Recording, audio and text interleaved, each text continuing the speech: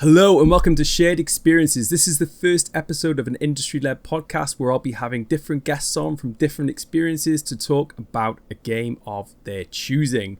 And I am delighted to kick this off with Jan, who, if you have seen the Ready Mix console logo and the Ready Mix gaming logo, this was all Jan. Thank you so much for joining us. Nice to have you here. Thank you for having me. Yeah, I'm Jan. I'm a freelance graphic designer, illustrator. I worked on Ray's branding for his company. I also used to work at Thunderful Games, Coatsink. I also worked for Numskull way back when.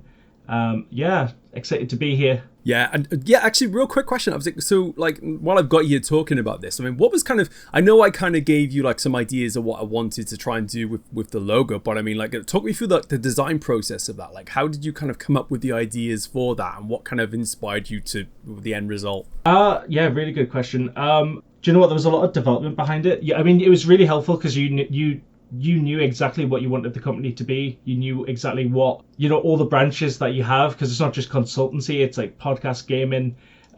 So I took all of those aspects and made like a mood board and tried to figure out how we could make the logo flexible. And from there, it was kind of just trying to make it feel like it's gaming related, that it's approachable. And from there, we had like different concepts that I developed. And I think when I was showing you the concepts, same for me. I was more keen on like certain concepts than other ones. But yeah, I think the logo that we landed on is just like, it was just, I don't know, like it just came together like really fast and it was super fun to work on. So I'm glad that I've seen it everywhere, Ray. Ever since you've gone like freelance, I've seen it everywhere.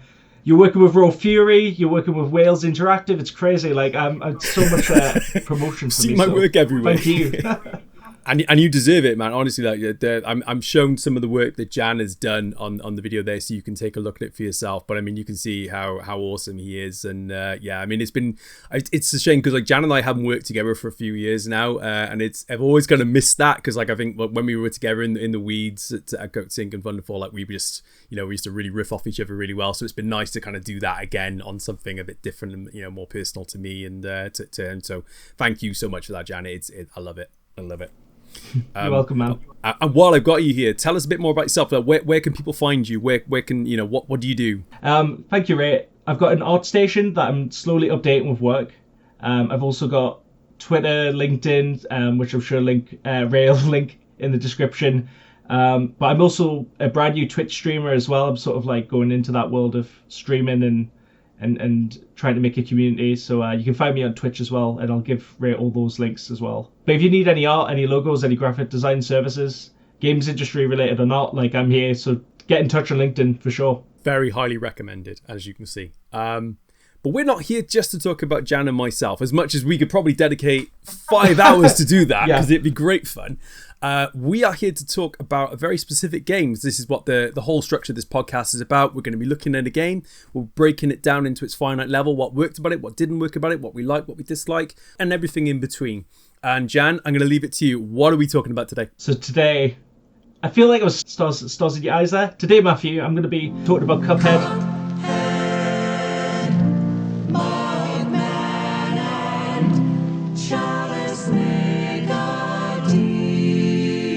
One of my favorite indie games.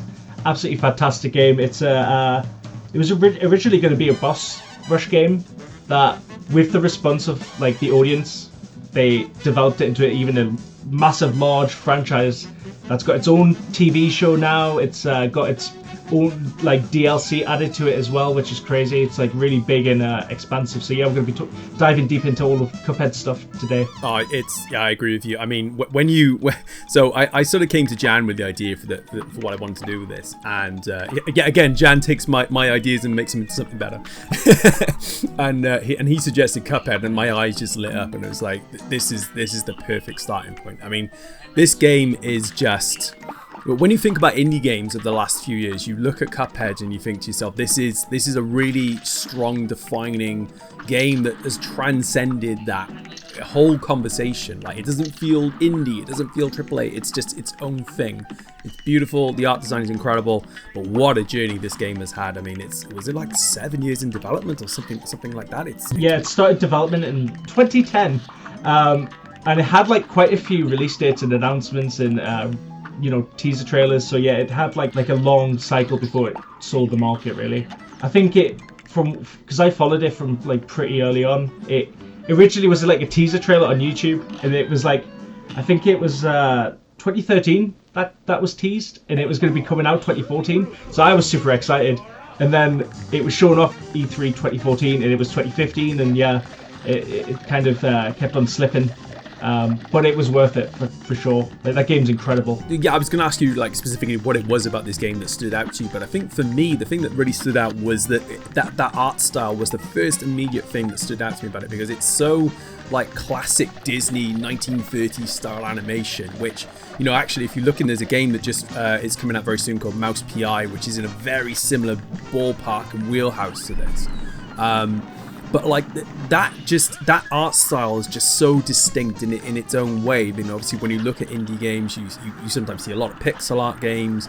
You know, you'll see a lot of kind of hand-drawn things. But this was just classic animation, and I think that's why it's taken so long. But I guess it was a similar thing for you. This is kind of what really drew you to Cuphead in the first place. Yeah, I think you nailed it pretty much. I mean, I grew up with Mickey Mouse and Looney Tunes, so for me it was like, it felt like home. As soon as I saw it, I was like, I love this. The sound design was perfect, the artwork was perfect. I think they announced fairly early on that it was all actually hand-drawn as well. There was no digital aspects to it apart from the colouring. It was all like drawn with pencil on paper, which is absolutely crazy. And yeah, that definitely added to like the delays, but I think that's also why people were more accepting of the delays, because it's like, okay, this is an actual thing that needs to be drawn like physically, like it's not a quick process. But yeah, for me it was mostly like the art style, because I'm an artist myself, so I can really appreciate all the like time and effort that went into all the animations. And I remember at the time it felt like a breath of fresh air as well, because I mean, indie games back then didn't have like a super high quality. Like some of them, there was quite a few indie games that did, but there was also a few indie games that didn't. And this just felt like another level. Like it just felt like it raised the bar, and I feel like it's raised the bar to a point where like it's still kind of unattainable because of the methods behind the production. But yeah, it also came out around the time where like CGI trailers were like just a constant thing. Like a game just got announced for CGI, and then you'd see no gameplay for like years. Yeah. And this game just like instantly showed you gameplay, so it was. I think it was kind of fresh for that reason as well. Absolutely, yeah, and I think the fact that it's the gameplay, right? The animated style is the gameplay. It's just when you see emotion as well, like, you know, I think it's an interesting one, because obviously we see a lot of conversation now about frames per second in games and the fluidity of a game and the style of it. And obviously when you play Cuphead, you know, it's very free, it's beautiful. You know, there's no jar, you know, there's no interruptions. And I think that makes it so important for a game like this to have that quality and have that consistent frame rate and that consistent, you know, stability.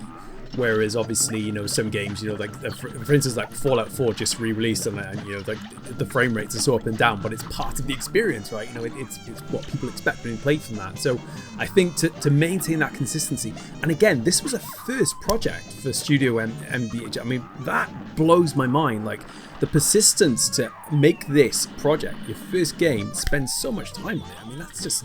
It's mind-blowing, isn't it? Yeah, I mean, I think I remember following some of the like dev interviews when it was coming out, and I believe the studio's two brothers, like those are the two main guys, and they like mortgaged themselves up to their eyeballs pretty much. Like they got every single loan that they could possibly get, and obviously with the game getting delayed, that it's just more expenses, right?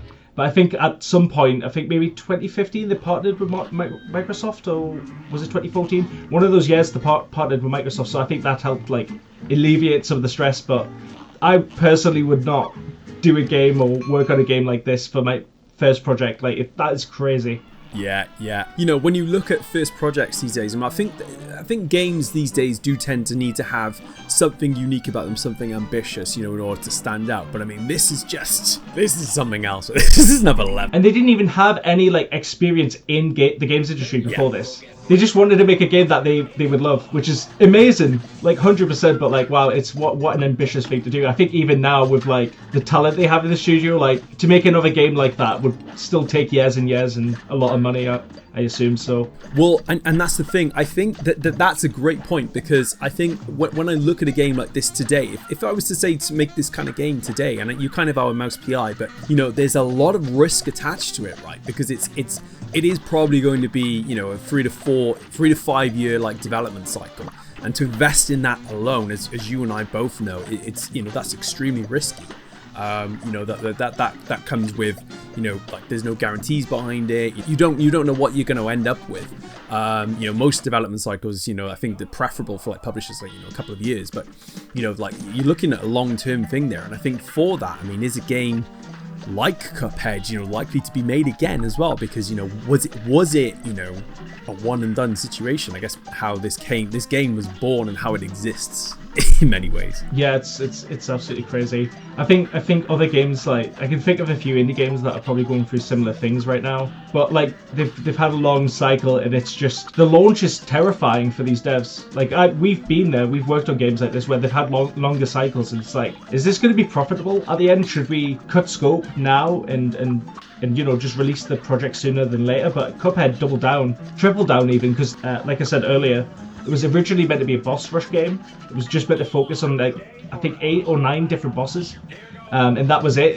That was gonna be the core of the game. And then from the reaction of E3 and everyone being sort of disappointed that it was just a boss rush game, because they wanted more like a more full experience, I guess, they added platforming. It was something that they announced in 2016. I have no idea how long it was in the works for, but I know originally it was never planned, and that added to the delay as well. But that's really rare for a brand new IP.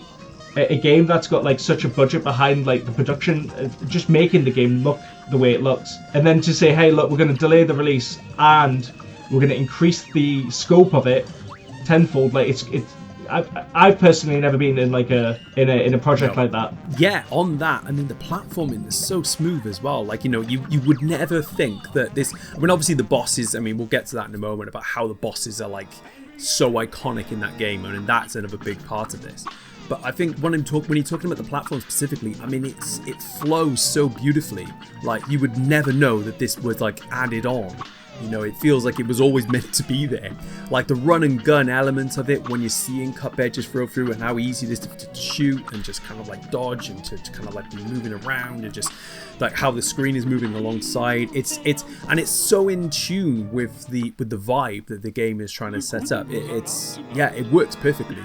And you almost wonder, like, you know, how it was never there to begin with, you know? Yeah, you would think it was actually like there from the get-go. Yeah, for sure. To be honest, I actually forgot about that until I researched like for this podcast, and yeah, I was like, oh my god, yeah, I remember seeing the announcement that platforming was going to be in the game. It was like an IGN exclusive. It was like a really big news at the time. It's like, what? Like, I forgot about that. It's crazy. It's a wild announcement to make, isn't it? Oh, by the way, we're adding platforming to the game. And it's like if Halo was like, oh, we're going to add multiplayer to the game. Welcome back, 1984. I just thought that was a given, you know? Yeah. But yeah, I mean, related point, I mean, the bosses, you can tell that the game from the very beginning was designed around those bosses, because they're just so... And I think this is a bigger point about characterization in games as well. But I mean, each one, they have, you know, the way they're animated, the kind of the, you know, the expressions they provide, and obviously the difficulty ramping up as well. Which I love about this is that you can play in normal and you get a slightly reduced, you know, difficulty level. I think you lose like 1 boss phase, maybe 2 in some cases, and then you play on a higher difficulty, you get an even more advanced boss difficulties phases. That's really cool. Like, and they're so clear to see as well. Like, I mean, the character will transform, or they'll do different moves they didn't do in another, you know, in an earlier, an easier level. I mean, like, the bosses are just, they're brilliant. I love them to bits. Yeah, they're all filled with so much personality as well, and that's why I feel like the Cuphead show was like a perfect like branch off. That it all feels so planned well, like, you know, because all the bosses like have their unique personalities. You can see it in their attacks. You can see it, well, you can hear it in the music and how they react to you defeating them. It's the whole thing just feels so well done. But I think it's because it was inspired by like classic Mickey and Looney Tunes. I think that's why branching off into all these different elements made sense. But yeah, the boss battles, like, I'm gonna be honest, Cuphead as a game for me is like I'm so bad at it, but I love the game so much. I love how it feels. I love how the bosses look. I love how it sounds. So I love playing it, but I can't play hard. I play normal and I still get my ass kicked. Not gonna lie. Yeah, but that's luckily where that DLC came in to kind of make it a little bit easier, right? So I think that was a really smart idea, because I think, you know, for some people, it's like Dark Souls, right? You know, some people just will never play Dark Souls because they'll never be able to finish it, and they want to see it through to the conclusion. So, you know, by proxy, creating a DLC that adds new content and now offers a character in it that makes it easier if you want it to, but ultimately isn't, you know, you don't have to play as them, you know. It's a way for you to potentially get through the game from beginning to end to see all the content. Very smart design. Yeah, and do you know what? It's quite funny as well, because I feel like Chalice, the new character who was introduced, she is technically easier to play as than Cuphead and Mugman, but I find that her jump, some of her movements are like worse than Cuphead and Mugman, so there still is a little bit of a challenge there.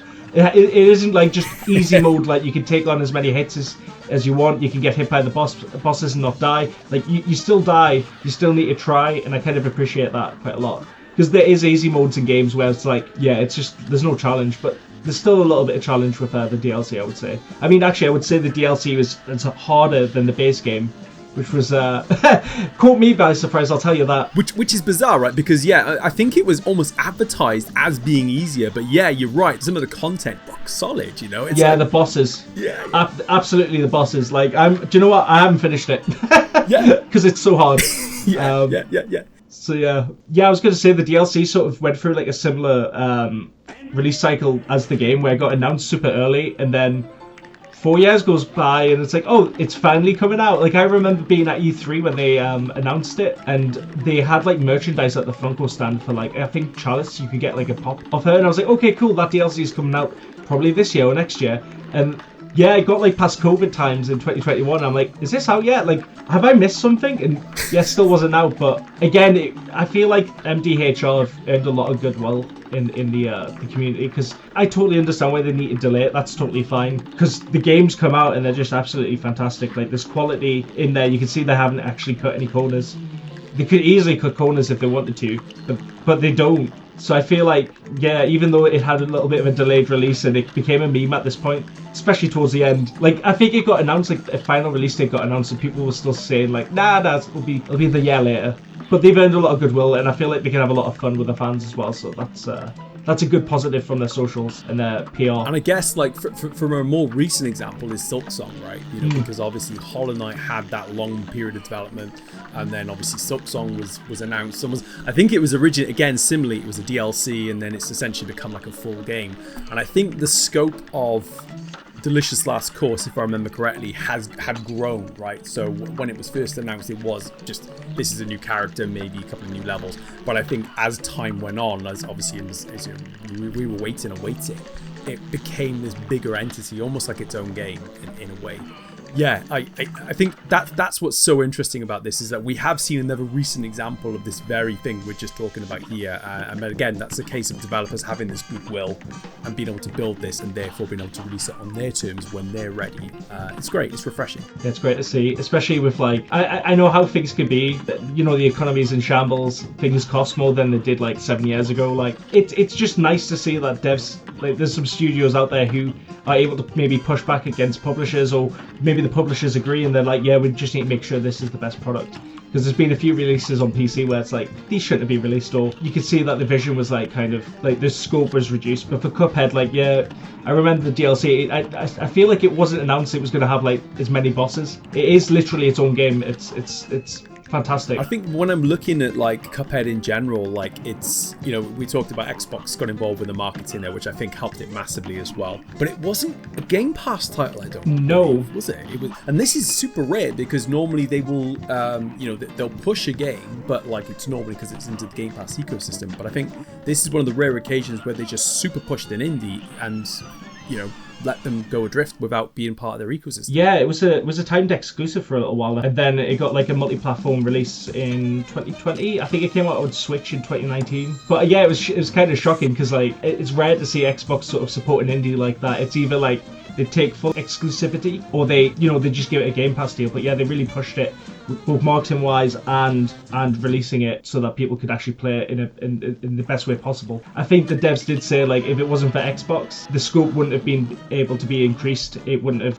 I think they would have had more financial trouble as well. So maybe the scope would have been reduced in some areas. So I feel like yeah, if it weren't for Xbox swooping in there, that would have been it would have been a little bit of a different game. Yeah, I totally believe it. I mean, we again, working on the publisher side, we've seen how Xbox can come in and really change the fortunes of a game, right? I mean, it's we've had many titles you and I've worked on that have been into Game Pass, or they've had supporting from a major platform. So I think it adds so much, and it adds a legitimacy to the game as well, because it shows that a publisher of that standard is really trusts and believes in the product, and therefore that they're willing to put that backing behind it and make it a big part of their showcases and make it a big part of their dashboards and promotional material. It's really refreshing to see that, and I think that's and similarly, I think PlayStation have been doing that a lot more actually with many of their titles.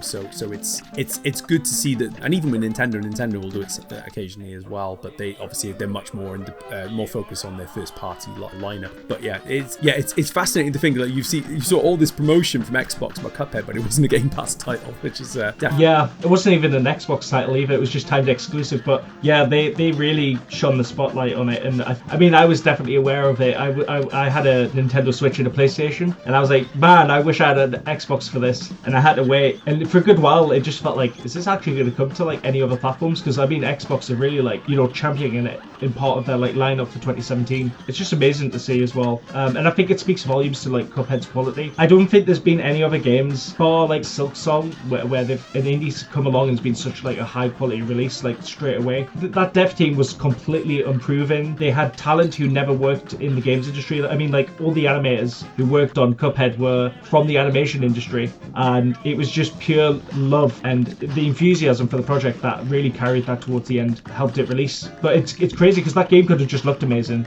and played bad, but it's a really good game. It's really fun to play, addictive for sure, even if you're dying like me. And that's the usual thing, right? Obviously when you look at it, and I was going to mention about trailers and such, and obviously when you look at the trailers, I think it's quite obvious what sells the game. It's visually appealing, but even the sound effects, what we mentioned about the bosses, when you defeat a boss, it's almost like you're in a boxing match and you go ding ding ding, and you're beating the boss. So there's the cool little sound effects are in there, and the quirks and the humor's there. So I think that's clear to see, but the substance of the game itself, like you said, is actually really solid. Like I mentioned, the platforming, the flow of that, the bosses feel satisfying to compete against. There is obviously some, as you mentioned, it's rough and it's hard, and some of the, for instance, for me, I found some of the tougher ones were actually when you're in the plane and you're kind of you're shooting in the sky. Those were a little bit harder to get my head around, but in general, it's a great feeling game. It gives me a little bit of Super Mario Bros. 3 vibes. Do you know where how all that game sets place on a set stage on as a play basically, and you've got the curtains coming in to introduce new acts and all that. It had a lot of that vibe as well, but with 1930s aesthetic. I love it, and all the things that I loved about the show, the game carried into the show as well, and the show was absolutely fantastic. I really love 1930s aesthetic when it's done right. I've seen other games try to emulate that style before, and it's been successful for sure, but I feel since Cuphead's come out, it's even though that style existed for nearly 100 years now, I can't see anything but Cuphead. That was also partly due to the marketing and how much I've seen it, but the game as well, it has such a vibe to the brand. Everything feels really well thought out. All the characters are perfectly designed. Yeah, it's kind of ruined anything else 1930s for me. Even PI. What is it? Is it PI? Mouse PI. Mouse PI. Yeah. I still see a little bit of Cuphead in that, even though I know they both originate from the same source, but they've been developed by different people. They probably haven't even looked at Cuphead or tried to stray from it as much as possible. But I just see Cuphead now. Yeah, because I think Mouse PI is more black and white, which I think is probably more authentic to the times in many ways. But at the same time, you can quite clearly see there's the film distortions and the blinks and the way it's animated and hand drawn. The vibe is very clear to see that it's what it's inspired by. But Yeah, I mean, I like that someone else is trying that style. Like, I think it's definitely, I think there's room for that style to grow in a game. You know, I think Cuphead did a fantastic job of it. I feel like there's probably more you can do using that animation style, you know, for other games, because it does stand out. Like, and I think what's important, you know, you and I know this as well as anyone, but when you're working in games, standing out has never been more important now, and visuals have an enormous role to play in that. You know, and sound has an enormous role to play in that. So, like, you know, that's why Mouse PI, I think, has stood out so well or in the current market, because it is still exhibiting a unique style from every other indie that releases alongside it. But, you know, all thanks to Cuphead really sort of pioneered that. Yeah, for sure. I think it'll be difficult for another 2D 30s-esque animation game to come along and differentiate itself. I mean, it's possible for sure. But yeah, I think Mouse PI did like a smart thing of going like more 3D with the game. But yeah, like you say, they actually kind of stayed more true, being black and white. Yeah, it's quite interesting. I think there is a lot of room to like grow. I think for any newcomers to that genre or style of visual game, but also for Mouse PI and also for Cuphead to grow, because they could go into different eras. I mean, Mouse PI, they've gone black and white this time, but they could go into Technicolor, you know, all that kind of stuff. So there's expansion for a second game there, which was smart. Sorry, we're talking about Mouse PI now, but but it's related in many ways, right? Yeah, because I think that's you know, when you look at that as the recent example in comparison to, it'll be very interesting to see how that launches and how that's received. You know, because I think though the difference there is that's a first person, whereas obviously this was a side-scrolling platformer. So I think that's another visual difference there, where, you know, they've again differentiated themselves, but maintain that same style. So it's very, very cool to see. Yeah, I was gonna ask you as well, like, so obviously, like, you know, I'll talk a little bit about the marketing in this as well, you know, what worked and what perhaps didn't work so well, but like, where does this leave the studio now? Because I mean, when I'm looking at what they've produced here for a first game, and you could argue, you know, that the expansion is a 1.5, but when you're thinking about game 2, I mean, does that become Cuphead 2? Did they do something completely different? I don't know, like, when you set the bar that high for game 1, where do you go from there? Oh yeah, that's a good point. Honestly, I have no idea. I wouldn't be surprised if they did something different for the next game. Something with like a less taxing art pipeline, maybe. But part of me is also like, they've hired the talent. I don't know if they got freelancers in or they hired the talent in, but you probably want to take advantage of that for the next game. But they've also been quiet since the DLC came out, and I think that came out in 2022. To me, I'm like, I would love them to continue Cuphead, and I hope they do, because the show was a success, I believe. It was really good. I enjoyed it. That's my metric. Right? If I enjoy it, it's a success for sure. But yeah, I feel like there's probably more to that world. They definitely could expand that world.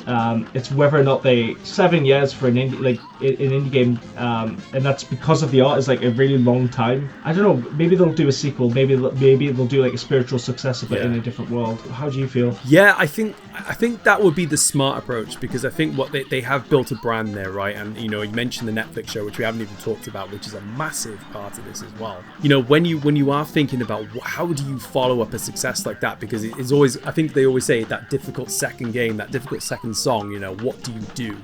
And, you know, sometimes it is good to go back and play the hits with some new, you know, tweaks and spins.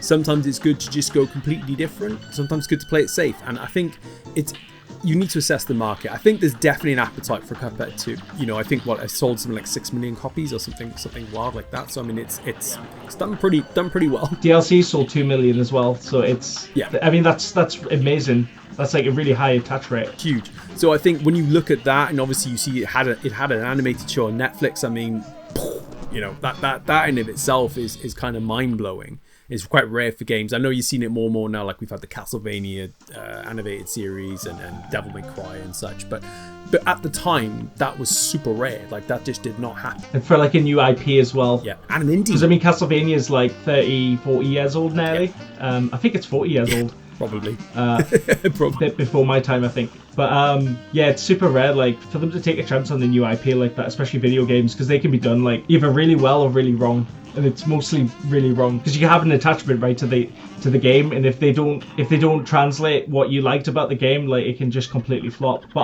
I'm hoping the fact that MDHR are being really quiet right now, they've kind of took some lessons from the original Cuphead, because I think although people understood, it definitely paid off for like all the wait, but I think the delays kind of like hurt the hype a little bit, especially with the DLC, because, you know, people, like you say, Ray, people expected a lot less from the DLC. I mean, when it came out, it was fantastic because there was so much content, but it just became a little bit of a meme. So I'm hoping that they're staying quiet, that took some lessons learned of, you know, not announcing something and then constantly having to delay it every year. I'm basically hoping they'll have something ready, and once it's, you know, closer to launch, that's when they, you know, announce it, have a shorter marketing cycle, because you can imagine it's really difficult to plan for a game. I mean, we know that firsthand, how difficult it can be having to constantly reschedule beats, have your marketing, you lose quite a lot of marketing opportunities as well. I'm sure that they could have had more opportunities if, you know, things went a little bit smoother, and even if the game's about to come out and you've delayed the game a few times, like, people lose confidence, and they don't necessarily give you exclusives, or they don't, you know, they have less confidence that you'll actually stick to what you say this time. So I think based on what happened with Cuphead, I'm hoping that they've actually took that into account. They'll wait before they announce anything and release something that's like, you know, 6 months marketing cycle at the very least, and then maybe max. I think you're right. I think that, and yeah, this is a slightly off-topic thing there, but I think, you know, when we're talking about marketing in 2026 for games, I feel like people are done with long cycles now. I think you again, we mentioned at the top of this, you know, some developers have a bit of grace. MDHR did, you know, Team Cherry did with Silk Song. Even you know, Edward McMillan with Mugenics, right? I mean, obviously he had the Binding of Isaac community and built up the years waiting for Mugenics to come out. So some devs can get away with it, but I think in general it's an exception to the rule rather than it should be the lay of the land, you know. And I think people are wanting to, you know, hear about a game and then in 9 months' time it's out. I think that because we're in this impulse territory bubble now, you know, people just want to have the thing. They see the thing, they want the thing. They don't want to wait 5 years for it. So I would say that that's a really good example of why a studio probably does stay quiet now. Elder Scrolls 6 is a fantastic example of this because 10 years ago this was announced now. I cannot believe. I could rant about that forever. I'm going to be honest, so let's not. Let's not. I'm very excited. But I think as well with Cuphead, like they were working from their basement or garage, something like that, and they had a lot of loans, a lot of mortgages tied up, and I think looking back, they probably did the best they could. I mean, they did exactly what they needed to do, because maybe maybe them showing it off so much and having to delay it was because publishers like Xbox took interest, which allowed them to like increase scope. I mean, definitely for your first game, you definitely need as many eyes on it as possible, and it's hard to gauge like if you should announce it a little bit earlier just to build some more like rapport with your community, or even build a community from scratch in the first place. It's quite difficult to figure out what to do there, but I think the best way to market your game, like a brand new indie game, is probably to have like a release schedule in mind and try to stick to it as much as possible. I think people can be understanding if it gets delayed, but not year in year. It's an interesting one with Cuphead though, because I think the assets are so evergreen in the sense of, you know, we saw all the trailers that were released for it, all the GIFs, all the screenshots. You know, I think having those present online for as long as they did probably did help the game to some degree. So again, this is one of those outlier situations where, you know, I see this a lot actually when I see people talking about marketing campaigns, like, oh, we should pay attention to this one because this did this, so this is what we should all be doing for every game. And it's like, you cannot do that. One size does not fit all. And I think Cuphead's campaign definitely would not work for any other game that's releasing this year, because it's just so unique in its own way, and that journey for that game to release from announcement to release, you know, it will not be the same size fits all for anyone else. But there are probably elements of that helped the game and probably built up its reputation by being so present for as long as it was. But it's not something you should necessarily think, yeah, don't follow this rule. I think it literally was just because Cuphead looked so high quality. I think that was one of the things with it. Like, I mean, I know each devil thinks that about the game, but like Cuphead it was so special, and it was such, like, as soon as you saw it, if you've never seen it before, if you've seen the previous trailers, like each time it delivered and it made you feel something, and I think that's that can be quite rare. Just one quick thing before we kind of wrap this, because I feel like we have definitely gone into Cuphead, and if you have any Cuphead questions, feel free to drop them in the comments as well, because that'd be great to hear from you and what you'll feel about Cuphead. But I just want to take a quick look at the store page, because I think the store page is a very interesting story unto itself as well. So, as we said, the game released in 2017. Now, if you hop on over to Steam, and I'll show this in the video so you can take a look at it here, but this is actually a fairly basic store page. Now, if I was to, obviously the GIF at the top there, beautiful, it shows the game, represents it perfectly. It almost, and I think this sums up Cuphead to a T, because it describes the game perfectly. You see exactly what it is by looking at that GIF. And then below it, you have 2 paragraphs. Just 2 paragraphs. And when you see Steam store pages today, they're often like broken out into like kind of like, here's a subheading, here's some bullet points, here's another subheading, here's some bullet points. This is just 2 paragraphs and a GIF. It's kind of impressive in a way, but like when I'm thinking about what works on today's game versus what this is, it's so separate. Don't know if you've seen it, Jan. I don't know if you have any thoughts about it, because you've obviously worked on store pages as well, but fascinating. Yeah, I've never worked on a store page with that little information. But like you say, the GIF does all the heavy lifting. I think they definitely knew what was going to sell the game, which is the artwork. Let the trailer speak for itself. I think if they complicated it with lots of words, I think they know people. It's like a picture book, right? Cuphead's a picture book. You want to look at the pretty pictures. You don't really want to read the story as much. And the game communicates exactly what it needs to communicate in the imagery, so you don't need to write anything. And I think, do you know what? Like, that works for Cuphead. It's exactly what you said before. That shoe won't fit every game, but it does for Cuphead. And I think they knew what they were doing when they marketed this. And I have a feeling Xbox probably did a lot of trial and error for MDHR. I think because it's a very professional setup that they've got going. Like it feels like it's their 5th game, not their first. Yeah, an interesting side note to this as well. I just decided to flick over to the Delicious Last Course store page. Completely different. Like, this is more similar to what you would expect from a modern day store page, except they don't have a GIF. So there's no actual visual representation in the text. It's just all text, and there's bullet points. So, like, almost like there's just no consistency there with that. So I think, again, this is just a lesson. Like, again, when people say compare campaigns, like, and then you look at the Cuphead store page, maybe I need it to be more like Cuphead.